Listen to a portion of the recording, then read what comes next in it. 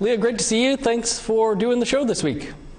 Oh, it's so great to be here and so nice to see you again, Dennis. You were first elected to represent Winnipeg Centre in 2019. What have the past few years been like for you in Ottawa? Well, look, being elected as the Member of Parliament for Winnipeg Centre really has been the greatest honor of my life. I say it all the time. I think I represent the best riding in the country. We are home of the Winnipeg Strike, for example, home of some of the best organizations in the country, and our community has each other's backs, like Mama Bear Clan Patrol, all the amazing frontline organizations that we have in the city that work together to put community at the center. But it has been a strange time. Don't forget, I was elected and then we went into the pandemic in March. So it wasn't until really this summer that I was able to get out in the community and visit with people face to face. It's been such a pleasure. I've met many people online, and I've been working hard alongside our community to get resources.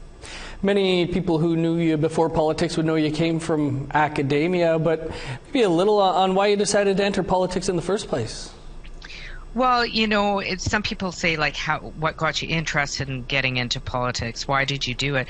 But the reality is I was really born into it. Both my parents, lifelong CCFers and then New Democrats, activists in their own right. And so I grew up in the movement.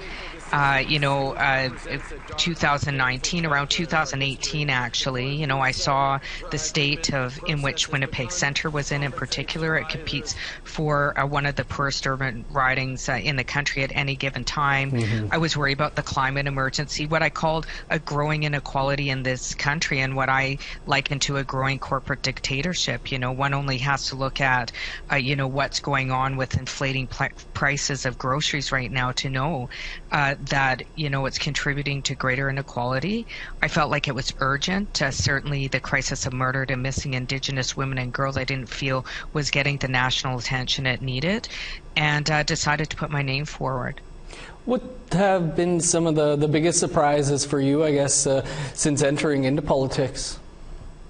Well, I wouldn't say so much surprises, but I am really proud of our community and what we've accomplished since being elected in 2019. We just got good news today on the opening of Velma's House.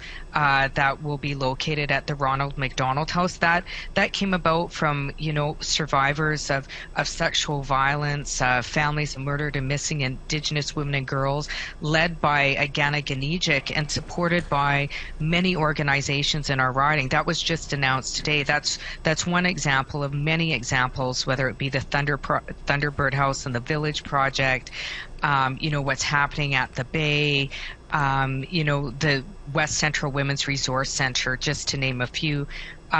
This is a result of community working together. My job's been very easy. I'm just trying to advocate for our community in Ottawa, but it's easy to do when you represent the most wonderful community in the country.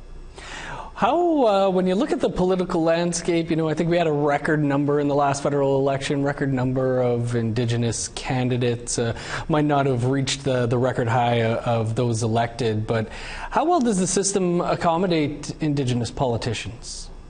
Well, look, it's not easy. Let's not forget, this is the eye of the colonial storm. I'm in the House of Commons. This is the place where they put in place the Indian Act, for example. But here's the thing. It's really bigger than me. If I'm not here, who's representing some of the critical issues? Murdered and missing Indigenous women and girls are an example. Even things on the front lines in terms of Indigenous rights. I would say, I've brought up many times in the House my concerns about what is occurring in Wet'suwet'en territory. For example, in terms of, free, prior, and informed consent. If our voices are not there, putting forward a motion, for example, to recognize what happened in residential schools as genocide. If our voices are not there, who's representing those voices? And who's taking up that seat? And so I think it's really critical that our voices are in the House of Commons, and I really hope that more Indigenous folks, particularly Indigenous women and diverse gendered folks, consider running and taking a seat in the House of Commons. What could be done to make it more inviting for Indigenous politicians in such a colonial space, like you say? Well, it's a difficult dance, right? Because, I mean, it's no secret. Every day in the House of Commons, my rights, the rights of Indigenous people across the country, are up for debate. I think just taking up space. It's about folks like myself. Making it easier, being trailblazers in that place so it's not so difficult for ones that follow after me. And I think just knowing that our voice matters, and to really understand, if we are not taking these seats, if we are not taking these places in the House of Commons, who is going to be taking these seats? And will that person who's taking that seat, will they really support Indigenous people and Indigenous rights? So, while I'm there, I'm going to fight to lift up the fundamental human rights of all peoples, including Indigenous peoples. I do so with pride, and I'll keep pushing for justice, particularly for Indigenous women and girls and diverse gendered folks, for our Mother Earth. We are currently in a crisis, and I will do that while people allow me to do that. Some Indigenous politicians have quit politics or had their rise to power or limited options due to systemic racism. I think Mumilak said she would have issues with security on Parliament Hill. Have you experienced anything like that? Look, nobody says it's an easy place to be, but like I said, I think it's bigger than me. It's about, a climate emergency right now that needs strong voices for Mother Earth. It's about ending the crisis of violence against Indigenous women and girls and diverse gendered folks. It's about realizing and respecting Indigenous rights in this country, about human rights for all. It's about fighting to get necessary housing resources in my riding of Winnipeg Centre. I'm lucky. I'm elected. I have a home to live in. Many people in my riding don't. And so I think it's bigger than me. People's lives are on the line, and for me to lift up the voices of our community with their permission, with their direction. One of my, as my hashtag is community at the center, placing community at the center of everything I bring up in the House. Well, I'm honored to take on that role, and I'm willing to also accept the difficulties that come with that role, especially representing, for me, what I feel is the most magnificent riding in the country, Winnipeg Centre, and I say that shamelessly. Leah, what would you say to someone who's out there potentially thinking of entering politics? You know what? Don't let anybody tell you that it can't be done. I remember when I started, I had to take out first a very prominent male politician, a longtime MLA. I then had to take out the current sitting incumbent, another male, something that's very difficult. It's difficult, to take out incumbents. And, somebody gave me very good advice, my partner.